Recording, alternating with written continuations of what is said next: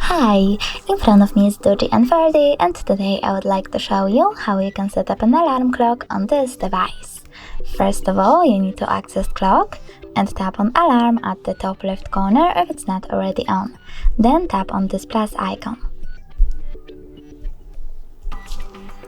Now you can set up an hour and when you're done, click OK. Then select repeat and pick days of the week. I will go with Mondays only, so I have to leave N like that. Then tap on vibrate to disable or enable vibrations and click on label. Label your alarm however you wish to, click OK and click on this bell icon over here. Now you can pick one of these melodies as your alarm sound by clicking add the chosen one and going back.